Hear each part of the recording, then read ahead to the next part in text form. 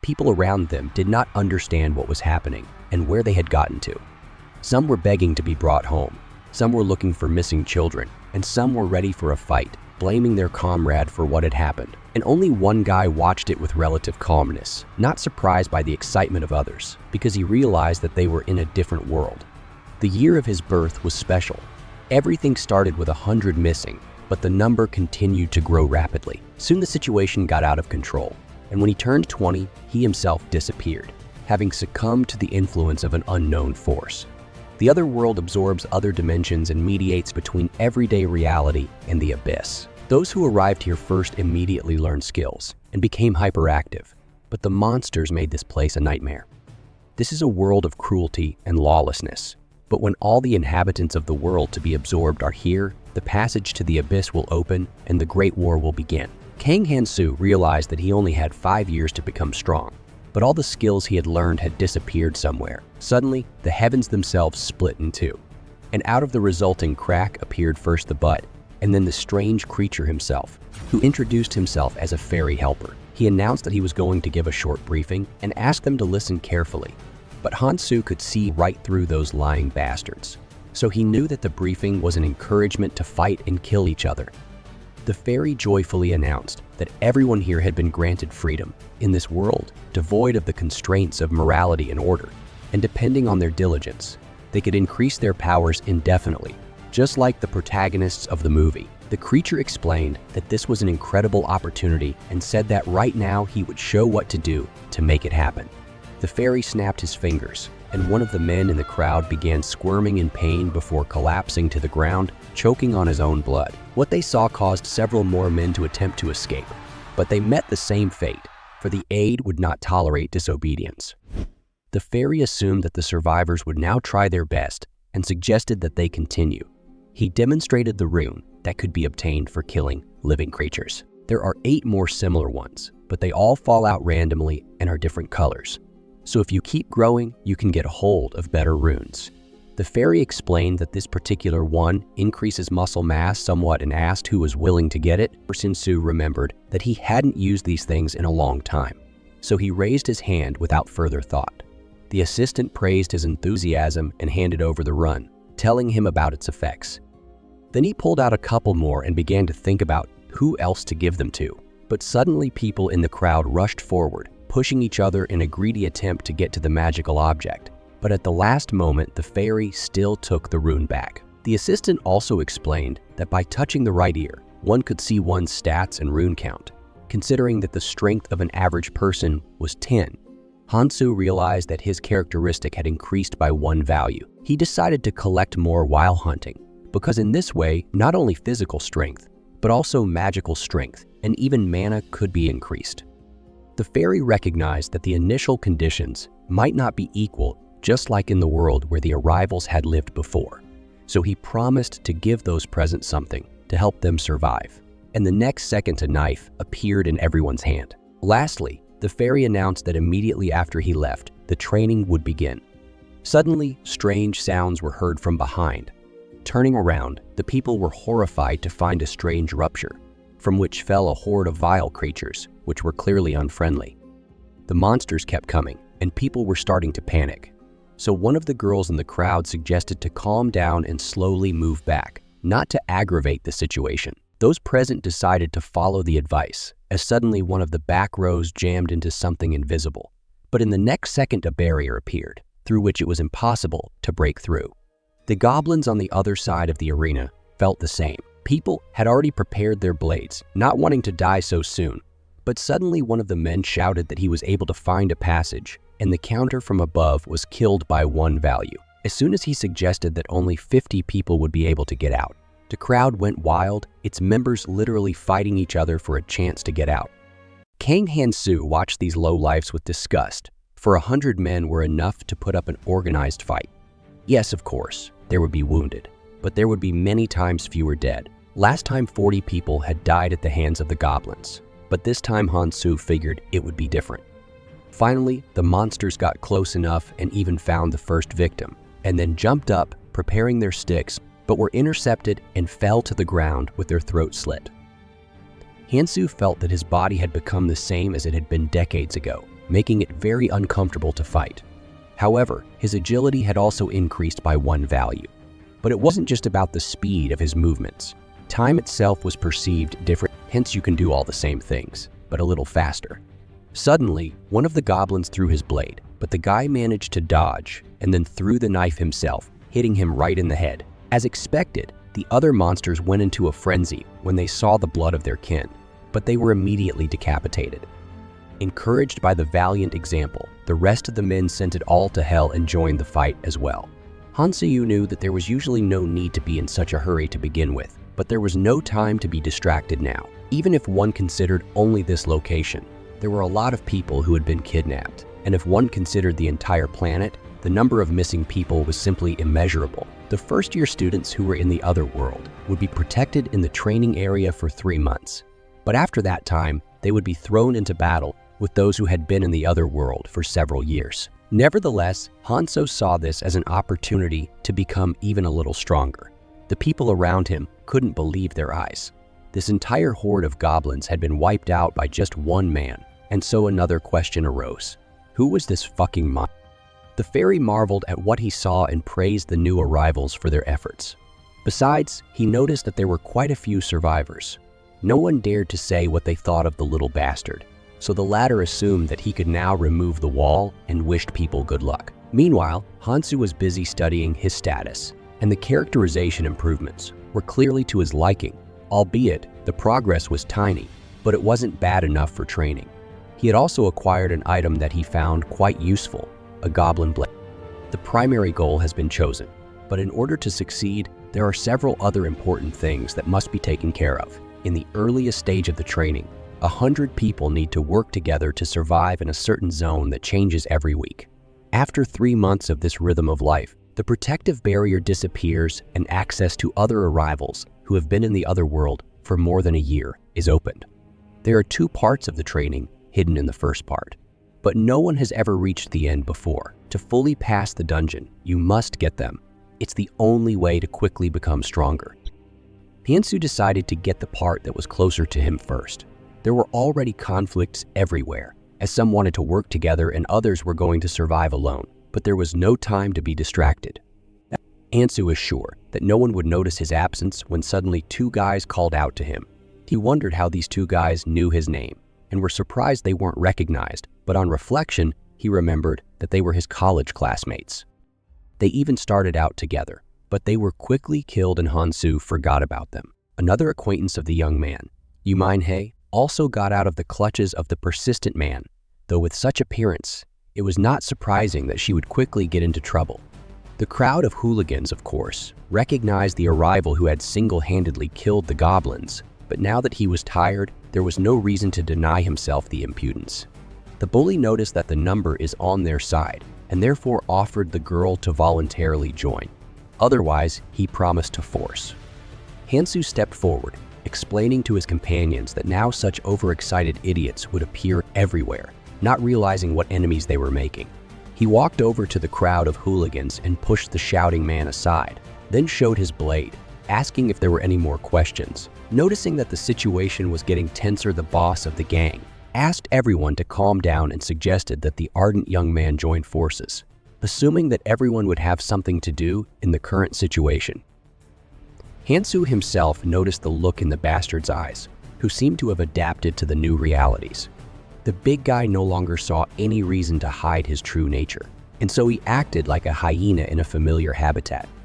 The guy was well aware that in the end, this jerk would probably become a bandit, despite the fact that earlier his battle friend advised him to avoid aimless killing, but to ruthlessly destroy the parasites that will prevent humanity in the Great War.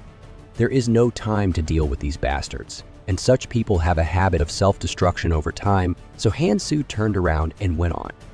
Songho wondered what this guy was doing, but his boss ordered him to leave him alone, as he had a more important goal: to establish order.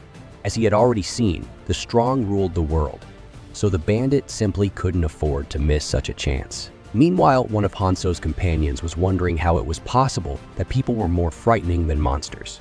In any case, the silent classmate seemed even stranger now. The guy directly asked why Honshu pretended not to know them, but the guy referred to his memory loss. Suddenly, he noticed Minhai's gratuitous smile and wondered how her fate might have turned out in the ordinary world. For here, beauty was a weapon that could bring harm to the master himself. In any case, Hansu hoped that the girl would be all right. Soon, the whole company approached the abandoned Gangnam subway station, where the first target is located. Yeomin asked why they had come here, but Hansu couldn't afford to waste time explaining every little detail.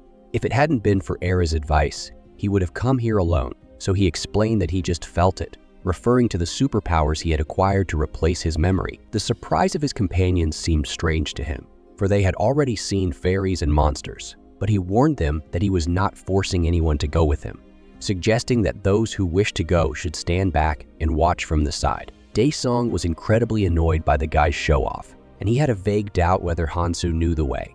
So he asked him if he was sure they were going to a safe place, and he admitted that he was going to meet some friends who lived here. Suddenly, Hansu ordered everyone to stop, drew his blade, and with a sharp blow finished off a huge slug that was already getting close to Sunna. He explained that these things didn't come out very often because they were afraid of sunlight, but he warned that if one of them bit a human, the victim would be unconscious and his flesh would be ripped open before help could arrive. When Hanso saw his companions follow suit, he assumed they would be good, though there was one who was visibly nervous. The young man advised him to watch his step and just stab at the cracks in the ground. Suddenly, another worm pounced on the guy, so Hans had to push his comrade away and put the slug on the blade himself. With his combat skills, this squishy fellow was understandable. He would likely end up being little more than a liability. Nevertheless, the young man asked the others why they weren't picking up the runes, and Minhee explained that they had decided to give all the items to their leader in exchange for protection, something like steamroller in games. Hansu countered that the reward belonged only to the one who earned it, and so he warned that those who wished to follow him would have to follow at least the basic rules. These very rules were made up by those who had survived in the abyss for decades. It was meant for peaceful coexistence, but often relationships based on goodwill would simply fall apart in a crisis. And Hansu was sure that his comrades would soon realize that. They would realize how cruel and vile this new world was, so they would fight over the runes like dogs over a bone. My prey belongs only to me. That's how the ground rules of the other world could be described. Hansu explained that everyone had to rely on their own strength and threatened to throw out those who were useless to the team, which was also one of the ground rules. Suddenly, Daesung noticed an unusual rune, the essence of the troll tribe. Something told him that with this thing, he would also be able to gain superpowers. Hansu noticed that until a couple of minutes ago, this guy had been yelling about giving away valuable finds for the team's benefit, but you can't break the rules, so he let him take the rune for himself. It's actually a pretty good find to start with. With this item, you can pump defense and regeneration, which contribute to survival. In addition, this is a passive run. Of course, it increases appetite, but after all, food can be taken away if you manage to become stronger. Strength and skill level are determined by the rune's rank. There are skillful men with a variety of magic who possess hundreds of abilities, but Hansu's old acquaintance, 𝘙𝘦𝘪𝘯𝘢𝘵, has surpassed even them, gaining control over more than 1,000 skills. However, the guy's own situation is somewhat different. Last time, he learned one terrible thing. His limit was limited to only 7 skills, which was fatal in this situation, but Hansu was able to compensate for this deficiency with his strength. The endless evolution of the acquired abilities. The essence that only gave regeneration later equaled Kang Tae's art of immortality, and Ganleon's rapid dash was on par with 𝘙𝘦𝘪𝘯𝘢𝘵's space breaking. Because of this unique characteristic, Eras gave him the nickname 7 Stars. It was because of infinite evolution that Hansu was on the same level as them, despite the difference of a full 20 years, and it was for the same reason that he had been sent back in time, so make no mistake, there's caution to be careful in choosing skills. But if everything went as planned, learning would seem no more difficult than a walk in the park. Daesung couldn't get enough of the increased performance, and couldn't wait to catch up or even overtake Hansu. So he put his arm around his shoulders and said that it was logical for strong people to be in the vanguard together, and Minhee wondered why he was staring at her when he said that. The young man realized that this goon had decided to compete. It even seemed a little cute to him. However, that didn't mean he would turn a blind eye to such a thing. The girl inquired as to why go even lower, and Hansu explained that it was necessary to use the train. He was confident in his words, as one of the warriors in his past life had told him that all stations were similar in design up to the 3rd floor. However, if one managed to get through the portal in the wall, one would be able to see the waiting train. The only problem was that it was hard to get to him, and he was leaving the very next day, so they had to get there by all means.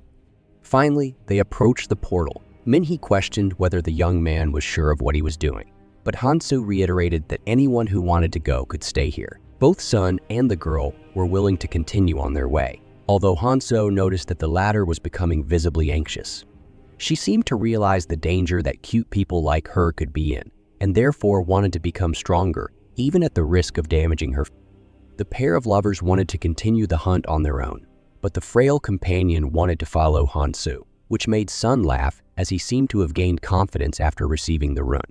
But the young man ordered him to leave the useless chatter, as time was already short. Hansu knew that there were thousands of mobs in the training area, and the landscape varied, but there were still some commonalities. After crossing the threshold of the portal, the boys found themselves at the station cannon and were very surprised to find a convenience store. The rumor that there was always a store on the 2nd floor of the subway turned out to be true, but Hansu remarked that it was more like a supermarket, since they had everything they needed. Min-hee wondered what it was he was going to do with the pots, and in response she heard about cooking. The young man pulled out a bag and poured out all the collected slug blood. He knew that goblin skin becomes extremely poisonous when in contact with the green liquid, as the monsters had evolved to survive against worms. Sun asked for permission to taste the flavorful chowder, but immediately recoiled upon learning what it really was. Min-hee asked how Hansu knew about this recipe, and he was reminded of his superpowers again. In fact, he thought his head was going to explode from all this information. But he had to learn it, because without it, there was no point in going back in time. It was important to know not only where to find the items, but also how to enhance them, and the main thing his friends had warned him about before they left. All this information must not be shared with anyone, for knowledge of the future would only hasten the destruction of the abyss. Finally, the poison was brewed, and Hansu poured it on the goblin's blade. When his comrades noticed this, they asked for a few drops, and the young man did not object, only demanding half a run of strength or stamina for each use. Of course, he explained that he could give for free in the long run, but he knew that one-sided relationships always fell apart quickly. Min-hee asked for at least a taste, promising to give the runes back later, and Hansu warned that he could seriously burn his hands. In that case, the others asked for some with the same condition, so the guy had to part with the bottle. Other preparations needed to be done anyway. After some more time, everything was finished, and Hansu announced that it was safe to continue the journey, when he suddenly froze, perplexed as to why his companions had heaped so many suitcases on themselves. He asked them to bury the gear at the station, unless of course they wanted to attract the attention of the other people who also needed gear. Min-hee had always thought this guy was just a taciturn guy, but now she was sure he was a first-class fighter. She obediently buried the things, thinking about the hundreds of millions of missing people that were never found. The girl had already resigned herself to the fact that she would have to survive here for the rest of her days.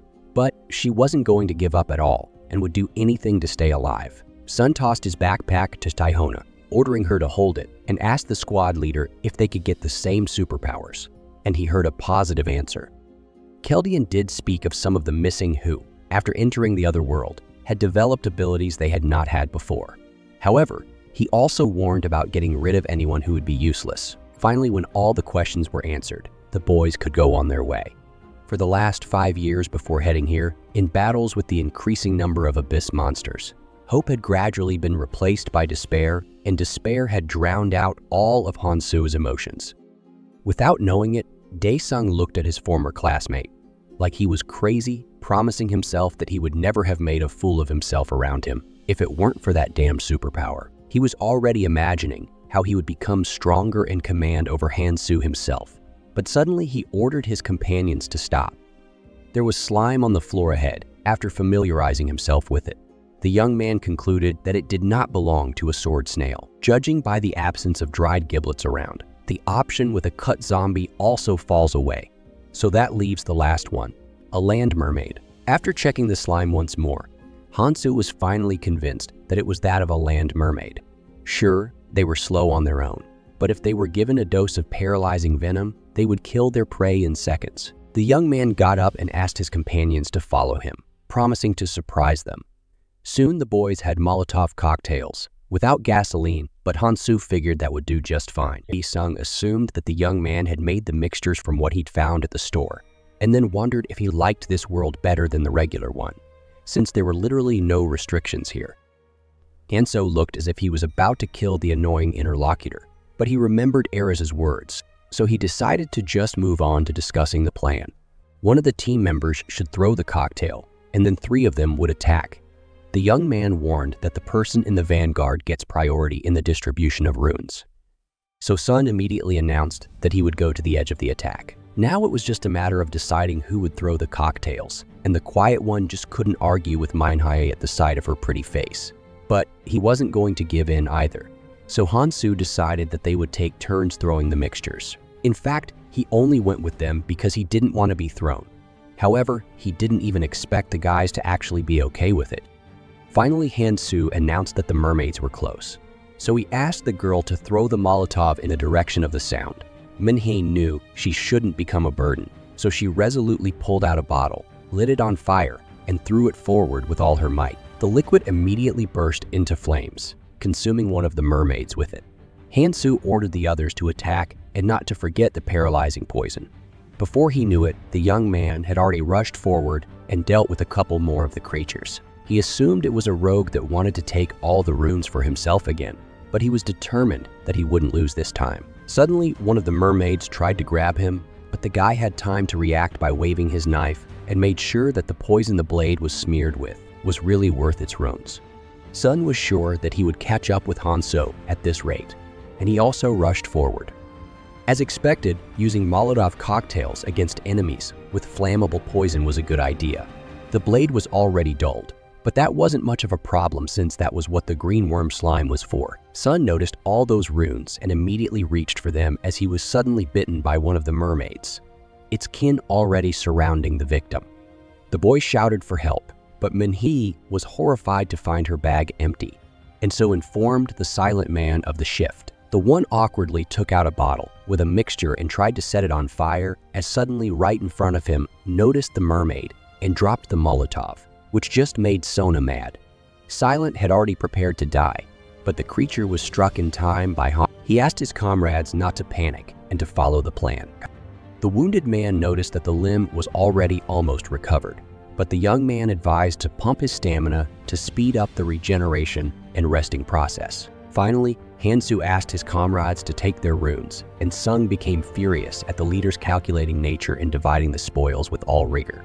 Nevertheless, the insolent man's gaze fell on the runes of the quiet Song Chin, thinking them to be easy prey. Suddenly he approached him and grabbed him by the throat, accusing him of having no conscience. He reminded that this asshole couldn't even throw a Molotov properly. Min-hee ordered him to let the unfortunate man go because Sun was about to strangle him, and the guy tossed the quiet guy aside, asking him to take a sensible look at the situation next time. He recalled how not so long ago he had been crawling around with his head down and offered to point out the guy's position once more. Sleep advised him to just keep crawling after the others, just like his father. The insolent man was about to take the runes when suddenly Han-soo grabbed his arm, informing him that they weren't his runes.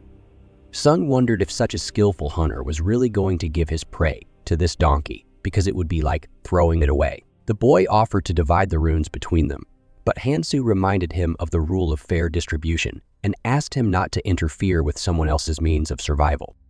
The young man then turned to the victim of the attack, advising him to learn to defend his point of view. Min-hee awkwardly asked if the squad leader was tired of watching the constant bickering, but he said it was fine. In that case, she asked if he would be traveling with them until the end, because, in fact, he gave the impression of a man who could abandon his companions at any moment. But Han-soo countered that as long as his comrades were doing well, it was nothing to worry about. The young man noticed that most of the runes increased strength and stamina, and suggested that it was foolish to ignore the characteristics of one's own body. Besides, there was a need for those two parameters now. Han-soo used another run, and suddenly a fairy helper appeared, who congratulated the guy on his first achievement, for his strength had passed 50 values. By the way, he recognized the one who had been pulling his arm from the beginning, and admitted that he had always had confidence in him. The fairy announced that he wanted to give a small gift to the most active traveler, as he suddenly noticed that manhwa was pulling his hand, and therefore decided to give her the floor. The girl awkwardly suggested that it wasn't fair, since all the arrivals had unequal strength from the beginning. But the fairy asked her not to worry, because they don't kill someone just because they don't like that someone, though he reminded her that there are always exceptions. Suddenly he laughed, but still replied, explaining that manhwa herself also had an advantage in looks, and noted that she was in no hurry to get rid of it. In any case, the fairy suggested leaving empty talk and getting down to business. Hansu already knew what the reward would be, but still let the creature tell him about the 3 runes to choose from. His comrades assumed he would choose the healing one, but the young man asked if there was a run of immunity to magic.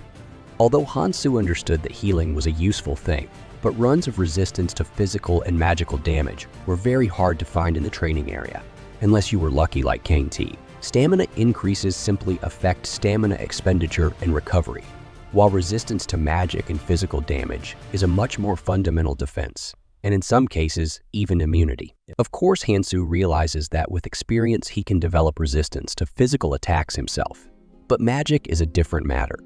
The young man confirmed his choice, and the fairy declared it was time for him to leave, letting Hans know one last time that she was counting on him, calling him handsome, which made the others assume that this fairy was, in fact, her. Either way, the guy offered to go on his way. After dealing with the next wave of mermaids, manhwa noticed that it was getting easier to fight, but suddenly she noticed their leader doing some kind of operations with poison again. The girl wondered why Hansu's movements were not faster, since he had increased his agility with runes. The young man noticed that his companion was quite observant and explained that he was simply storing the runes, which he had also learned about with his superpower. He also explained that it was necessary to simply take the rune with the thought of preserving it, but advised his companions not to repeat after him, as it would only hinder the hunt. Besides, the runes would become meaningless after the collector died and would simply fall out. Sungjin wondered why he had to keep them, and Hansu explained that he was going to exchange them. It might be difficult to do so now, but later when the rules were settled, it would be possible to use the runes as currency in the training area. In any case, he repeated the advice not to do that and just use them one by one, which displeased Sun, who shouted that Hansu couldn't look down on his companions just because they were listening to him. The young man assumed that the companions never realized what a place they had found themselves in, but expressed confidence that they would come to their senses when they came down and were cursed. Before that, however, the remodeling must be addressed. Hansu turned to them and announced that it didn't matter to him whether his comrades followed his advice or began collecting runes. Right now, he urged them to follow orders and give up all their weapons. He even assumed that Sonu was going to rob them, but Hansu explained that the blades were dull anyway, so they were useless, and asked him to give them the extra weapons. He asked what they would use to fight back if the leader took away all the weapons, and then accused him of wanting to take all the glory and rewards for himself. For his part, the quiet man said he was obeying orders, but Sleep ordered him to shut up. The screamer repeated that he wanted to fight because he had nothing more to fear, and he admitted that he had always hated that arrogant look in Hansu's eyes, but he wasn't listening. He assumed that Sung was only brave because he didn't know what was below. Nevertheless, he decided to draw a line, and so he offered his companions 2 choices. Either they stayed here and continued to survive on their own, or they stood quietly on the sidelines watching their leader fight. Taiko immediately chose the former, and manhwa echoed him, suggesting that it was indeed very dangerous out there, but Sung explained that that was the reason why they should fight together. Cheeky again accused Hansu of deciding to abandon his friends and take all the trophies for himself. He didn't really care about the weakling's refusal to fight, but the fact that manhwa wanted to stay away put him in a difficult position. Hansu thought about how lucky that asshole was that it wasn't 𝘙𝘦 who had gone back in time, because he would have been wandering around the blue or even purple zone long ago. There was no time to argue, so the young man let everyone who wanted to go down there with him. This pleased the confident Sung, for he was sure that if Hansu wanted to go down there alone, he must know what was down there, so he couldn't pass up the chance. Soon, however, all 3 of them were running away from the subway, wondering what kind of creature they had seen. Even Song admitted his wrongdoing, justifying that he simply couldn't know what level of monster was waiting for them downstairs. He just couldn't believe that this lunatic was going to fight alone. Hansu, meanwhile, had prepared himself for battle and, reacting with lightning quickness, managed to take cover behind a pillar and cover his ears with his hands before the snake launched a deadly beam. He had been prepared for it, so he had managed to stay in one piece thanks to his immunity to magic. Strong sound waves generated by magic, scales that can't be penetrated by conventional weapons. This monster is clearly not an easy one, but Hanso knows its weaknesses. The scales may be strong, but the gaps between them make it possible to throw a knife blade so that the snake howls in pain. The monster began waving its tail furiously, destroying everything. The young man ran up to it and tried to make another strike, but the enemy immediately used stun magic, which Hansu managed to dodge. But the next attack was beyond his strength, and the young man found himself among the debris of the building. Despite the fact that the training area could withstand physical attacks, Hansu had not yet acquired immunity to poison. He stood up, calculating that he still had 5 blades left. By the way, Sun had agreed to share his weapons, asking him to use them wisely. Soon Sho rushed back into the attack, determined to have some fun before the effects of the snake's venom took hold. They'd already gone quite a distance, and yet the echoes of the battle could still be heard as far away as here. The girl was worried about whether he was all right with his new friend. Sung wondered why she had stopped and reminded her that they didn't even have a dagger with them, so he suggested they run back to the store as soon as possible. Min-hee thought for a moment, but still indicated that she would go check on her comrade. Sung was angry again, as the others had been ignoring him since they had gone down to the subway, but he sent everything to hell and ran after the girl as well. Upon arriving downstairs, a horrifying scene unfolded before the guys as the snake lifted the guy up, holding his arm with its fangs. Hansu lost too much time, but still found the strength to stab the dagger right into the snake's chin, causing it to cry out in pain, dropping the guy. Despite the fact that he had already used 3 daggers, the monster had bitten his arm hard, but thanks to the stats, the recovery was quite fast. In the later stages, the monsters of the other worlds show increased resistance and healing abilities due to evolved stats, so poison would be useless. Nevertheless, it was now a pretty effective weapon. Hansu definitely wouldn't have been able to last this long without it. After dealing with the snake, the young man was surprised that his comrades were still here, but still asked them not to worry. Sleep couldn't believe that this lunatic had dealt with such a dangerous opponent alone. Of course, the difference had been obvious before, but now this guy's self-confidence was clearly diminished. Sir picked up the fallen run, certainly a reward worthy of such a strong monster, but useless without the magic stone. Sun asked if he was going to use the thing, but Hanso was well aware of his 7-skill limit, so he wasn't going to waste free space on that, especially since he wasn't used to shooting weird things out of his mouth. In that case, the quiet man asked for it to be given to him, but Song pushed him away, asking him to better give such a valuable item to him, as he felt that the jerk wouldn't be of any use anyway. The two of them clashed again, but Hanso said that he wasn't going to give the run to anyone, suggesting that it would be better to sell it, but offered his comrades a 5 discount. He asked for a quicker decision, so Min-hee announced that she would take the rune herself, which was expected. In fact, Hansu had noticed her hiding found items several times and appreciated her survival techniques. Perhaps this girl is even more ambitious than he thought. The girl held out 7 runes of dexterity and recovery, but considering the discount, Hanso took only 6. He asked his companions not to think him rude, as he was used to getting everything for nothing in this world. But in any case, it was time to continue the journey, taking into account the presence of the needle snake. The young man assumed that there must be deposits of Zooterium nearby, but fortunately, he noticed them even earlier, and so he took a few stones and with the help of a knife, made a needle out of them. The friends couldn't wait to see what he would do next, but they didn't even realize that Hansu would gut the dead snake and then take out the pot. The monster scales are pretty tough, but still not good for making weapons, so you have to create one yourself.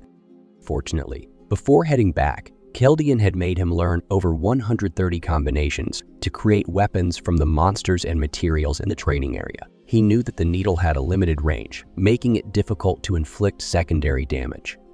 But by making pinpoint strikes at the enemy's weak points, the disadvantage could be turned into an advantage. The tip was a bit blunt, but given that it was homemade, there was no other choice. He added some more reinforcements to pierce the armor of the monster guarding the second hidden part and then strapped the hilt. Now this piece of ore really looks like a weapon. Sun offered to sell the blade for all the runes available, but Hanso countered that he had run out of materials, so creating a second one wouldn't work. Soon they reached the waiting train, and Sung was glad, for this seemed to be their last destination. However, Hansu wondered why his companions were also entering the carriage, since it was intended for only one, and therefore asked them to get out. He said that the guy had no right to choose for others, and in general, he noticed that he was able to get here only thanks to his comrades. The young man looked at them with a glance. He found the sight rather pathetic. Hansu got up from his seat and drew his blade, admitting that there were indeed enough seats for everyone, but he asked his companions to learn one thing. There were no rules in this world. Either the others would leave the carriage, or they would try to challenge the decision. Sung assumed that the three of them would be strong enough to overpower the bastard and take his equipment for themselves, but noting the moods of the others, he didn't voice it. In any case, Sun reached for his knife to try it as he suddenly froze in place at the mere sight of Hansu. The train doors slammed shut, and Minhee explained that he shouldn't have pressured and provoked the conductor, because, in fact, it was thanks to him that they were alive now. And so she offered to go back. There was nothing to do, although Song didn't understand what was wrong with wanting to become stronger, because that was why they had come here. The train stops at 20 stations, each with a random artifact, and there's no way to go back. At this point, Hansu has traveled 12 stations and collected 8 guns, which are extremely useful for any newcomer, but not. He already knew about the monster's weaknesses, and therefore needed something that could speed up movements to move freely during battle. He got off at the next station and was very surprised by the find, not expecting that the maniac's snack could appear here. This item is a pack of cigarettes, one puff of which increases stats by 20 eddies, and the effect lasts for 10 minutes. Just what Hans needed. Although they can't be used outside of the training area, it's an extremely useful artifact. The young man was surprised that his comrades had left. There were still 4 whole days until the other hidden artifact appeared, so it was necessary to occupy himself with something. Although the choice was obvious, quests. In fact, he had managed to complete a couple of them along the way. But now he would try to complete something with a good reward. There was one task that was quick to complete and had some pretty good loot. A sage stone with a clumsy mage as a follower who could heal even mortal wounds.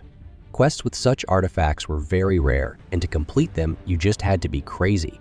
And Hansu knew just such a girl. Anva Aaron had been drafted along with the prisoners when she volunteered at the prison. Among them were those she trusted, but after her training, they betrayed her, and her anger helped her abilities to reveal themselves. Within 7 days, Anva tore her former comrades into pieces and ate their hearts. After that, the girl was going to kill herself. But then this assignment came up, so it doesn't really suit Hans, especially since one of his goals is to save as many people as possible. Suddenly he remembered the night's assignment with also a pretty good reward, a bag of food from a selfish and rich man. Hansu decided to fulfill it first, and also to test his stamina, as there would be no time to recover later. First of all, he needed some food, so he went to the convenience store, but found it empty. He immediately realized what kind of villains had done this, but he was surprised at their bravery. Nevertheless, Hansu decided to see how they would hold out, since the moon was about to rise. Hansu's former companions watched excitedly as the gang members carried away boxes filled with groceries. Minhee wondered how they could have known about the store and the locations of the equipment. The boys even considered whether to stop the hooligans, but there were too many of them anyway, so superior strength and ability wouldn't help. Finally, when the loading was finished, one of the thugs waved to the onlookers with a smile. Sung suggested that they get out of here soon. He didn't know why the jerk had decided to wave at him, but he was sure he had done his job well by telling the thugs where to get food.